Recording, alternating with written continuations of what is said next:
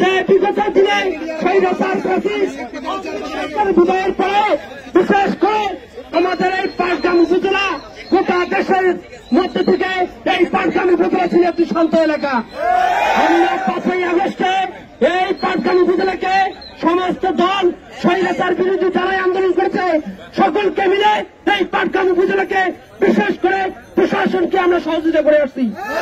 কিন্তু আমরা দেখতে পাচ্ছি বর্তমানে কিছু কুচক্রী মহল, কিছু সন্ত্রাসী, কিছু দুষ্কৃতিকারী এই পাটগ্রামের শান্ত পরিবেশকে অশান্ত করার চেষ্টা করতেছে। আমরা স্পষ্ট ভাষায় বলে দিতে চাই, বাংলাদেশ জামাত ইসলামী এই পাটগ্রামের শান্ত পরিবেশকে অশান্ত করতে দিবে না।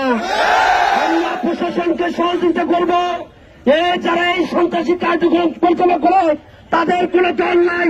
আমরা বলতে চাই, বাংলাদেশ জামাত ইসলামীর একজন কর্মীর রক্ত থাকতে এই পাটগ্রামের কোন প্রশাসনকে আমরা হস্তক্ষেপ করতে দিব না। প্রশাসনের ভাইদের আমি দেশে বলতে চাই, আপনারা নিরপেক্ষ ভূমিকা পালন করবেন। জামাত ইসলামীর ইসলামী ছাত্র শিবিরের প্রত্যেকটা নেতা কর্মী আপনাদের পাশে আছে। আমি সর্বশেষ বলতে চাই, যারা এই কার্যক্রম করতেছেন ভবিষ্যতে করার চেষ্টা করবেন না।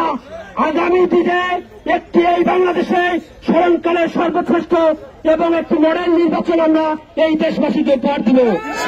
সেই জন্য আমি সকলকে আহ্বান জানাবো, বাংলাদেশ জামাত ইসলামী ইসলামী ছাত্র শিবির বিশেষ করে এই পাটগ্রাম উপজেলাবাসীকে আপনারা ধৈর্য ধরে সমস্ত প্রতিকূলতা মোকাবেলা করবেন। বিশেষ করে আগামীকালকের জনসভায় সর্বস্তরের দলে দলে যোগদান করে আগামীকালকে আগামী জামাতের জনসভাকে সফল করবেন। এই আহ্বান রেখে আমার আপনাদের সকলকে ধন্যবাদ জানিয়ে, ব্যবসায়ী ভাইদেরকে ধন্যবাদ জানিয়ে আমার কথা শেষ করছি। আসসালামু আলাইকুম।